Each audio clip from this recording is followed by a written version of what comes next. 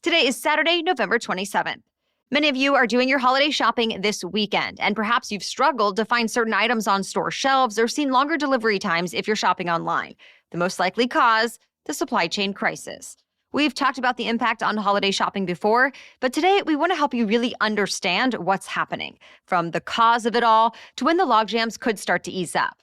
Supply chain expert Alan Amling spent nearly 3 decades with UPS. He's now a distinguished fellow at the University of Tennessee's Global Supply Chain Institute and runs a consulting company where he helps businesses navigate disruptions. He's explaining why U.S. ports are so backed up and how retailers are making changes to ensure shoppers have options before the holidays. Welcome to the Newsworthy Special Edition Saturday, when we sit down with a different expert or celebrity every Saturday to talk about something in the news.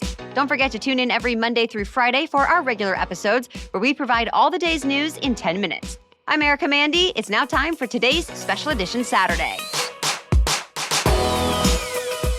Hi, Alan. Thank you for coming on the Newsworthy. Thank you. It's good to be here. It's an issue of supply and demand. So let's start with the demand side. What happens with American shopping that got us here? And then we'll talk about the supply chain and each piece of the puzzle there. We have consumers that have a really strong retail appetite for a number of reasons. Since the pandemic, the stock market has been on a tear, right? So if you're invested in the stock market, you've been doing well. There has been a lot of stimulus, the stimulus checks, increased unemployment benefits. All of that has put more money in the pockets of consumers, and wages are on a tear, especially at the lower end of the wage scale. Everybody has more money in their pocket. And so what's happening? Well, we're seeing the monthly change in retail spending skyrocket. It skyrocketed more in the U.S. than in any other place in the world. For decades, you've had so much retail spending going to services. Well, during the pandemic, we're not going out as much. We're not traveling as much. We're not going to see Mickey Mouse as much. And so a lot of that consumer spending has been moved to physical goods that have to be moved through the supply chain. So you've got this huge demand spike.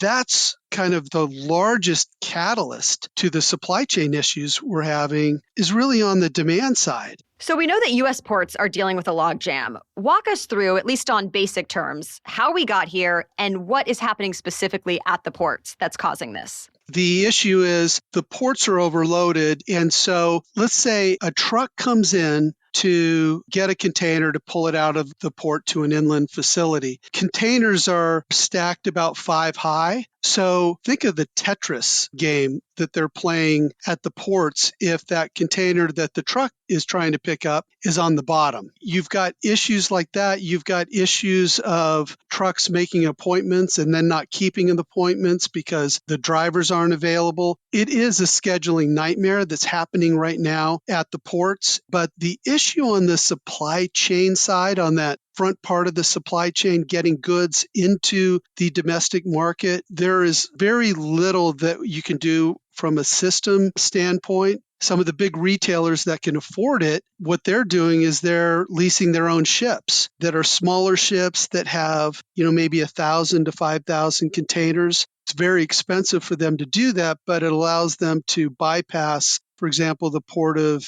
LA and Long Beach and go to a smaller port like the port of Oakland that isn't backed up as much. Costco, Amazon, Walmart, they're able to do that. So you're finding some really interesting things happening in the supply chain. And what I would say, once the goods are getting to the U.S., the supply chain's actually working pretty well. UPS, FedEx, regional carriers, all of the companies that are doing ship from store, they're actually operating at a pretty good efficiency right now and will through the holidays. The challenge is just getting it through the ports into the domestic system. Are the two main issues the ports and the shipping containers and that sort of thing, plus a truck driver shortage and actually getting them from the ports to where they need to go?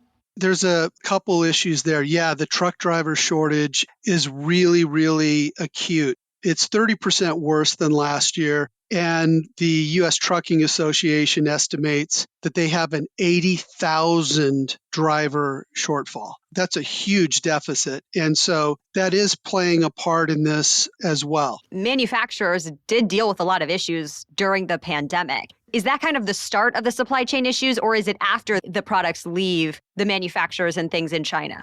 It's actually after the goods leave the manufacturing. And so you can back it all the way up to the ports in China. One of the things that really devastated the supply chain was a big port in China called Ningbo was down for several weeks this summer because China had a no tolerance policy on COVID and just shut down that port. If the goods couldn't get shipped out from Ningbo, you've got containers and the chassis that the containers go on that are in the wrong place. And it's the same thing when you come into the U.S. And so there are enough containers, they're just not in the right place. There's been so much demand coming over the bow that the supply chain just hasn't had a chance to catch up. We're likely 6 to 9 months from starting to see this tide begin to recede.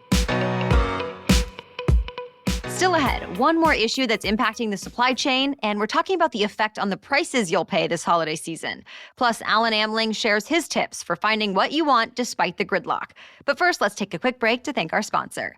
Today's episode is brought to you by BetterHelp. There's been a lot to deal with in the last couple of years. Some may be working from home more than ever before and feeling work burnout. Others may be dealing with a sick loved one or even grieving a loss.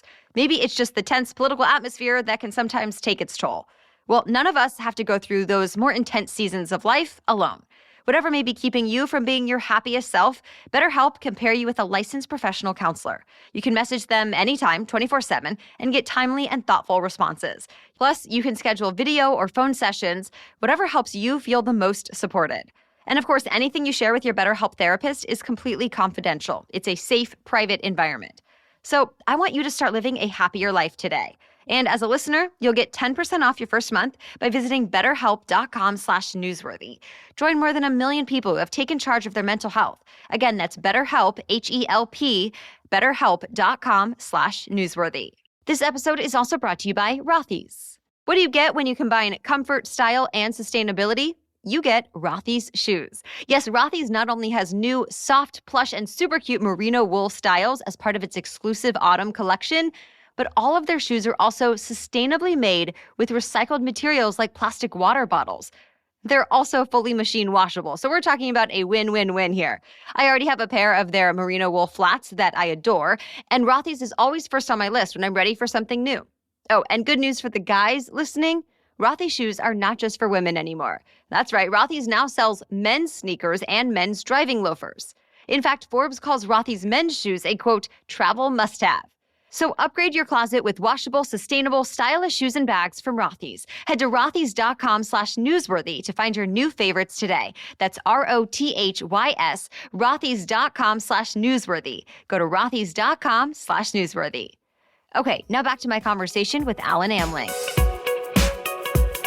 Any other issue within the supply chain that you think is worth mentioning? Not only do we have, a driver shortage, the labor concerns across the board are a big concern. So labor costs have skyrocketed, but the bigger problem is, can you find enough labor? But the same is true with shortages across the supply chain. There's not enough materials, there's not enough energy, there's not enough inventory, shipping capacity, housing, and yes, labor. And Prologis, one of the largest industrial real estate companies in the country, said a couple weeks ago that they're effectively sold out of logistics space. So if you can move your goods from the port, where are you going to put it? If you can find a truck. And this is why I say that it's a supply chain issue. It's up and down the supply chain. It's not just the ports. The ports are just the most visible manifestation of the chaos we're feeling. What have you heard from retailers who are trying to manage all of this? We heard some of the retail earnings reports over the last few weeks, and it seems like some of the big retailers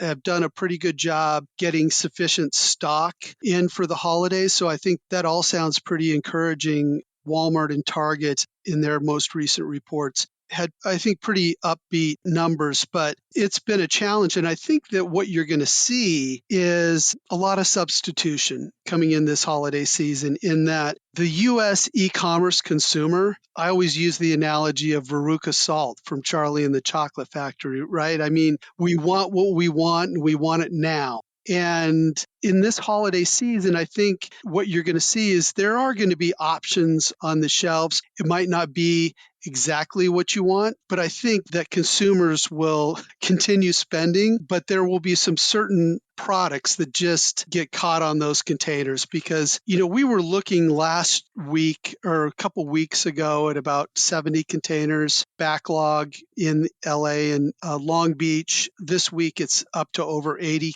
containers. And I imagine that's just going to get a little higher through the holidays. And each one of those containers have thousands of Christmas gifts on them. And some just won't make it because they'll be clogged at the port. So as a lot of Americans are doing their holiday shopping this very weekend, any other advice for them? Well, the perennial advice is shop early, right? Do it early. But the other thing is look around, because if you can't find exactly what you want at your favorite store, look at some others, because product is moving in to the domestic system. It's just moving in unevenly. There is a strong possibility that what you want, that you will be able to find it. You just might have to look a little harder this year. Any other impact that the everyday consumer is really going to notice from all of this? Well, they are going to notice higher prices because the supply-demand Econ 101 is hitting, and that is when there's not enough supply, when there's not enough capacity, you're seeing prices increase, and that's happening all across the board. And obviously, we just saw the highest increase in inflation in over 30 years. I believe that is going to begin to level out, but you are going to see higher prices, whether you're, shopping for electronics, toys, or autos. Higher prices are in your future. What major changes would you make to the supply chain, if you could, that would help alleviate some of these issues?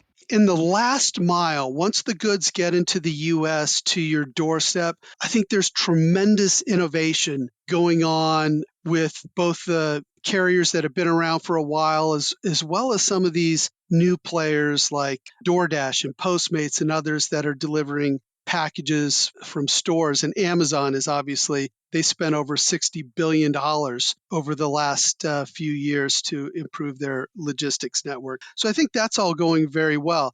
I think, when we're talking about the port congestion, I think that we are seeing the result of not investing in infrastructure. I think there's a lot more that the government can do, and I think they are making some really positive moves. The infrastructure bill will help. It's not going to happen very quickly. We need to keep our foot on the gas because other countries are investing public funds in their transportation and logistics infrastructure. And if the U.S. wants to keep up, we're going to have to do the same thing. And so I think we have a good start this year. There's a lot more work to do.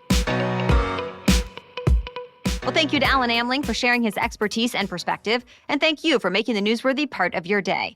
Be sure to join us every weekday for our 10-minute news roundups, where we bring you the stories you need to know. We'll be back on Monday. Until then, have a great holiday weekend.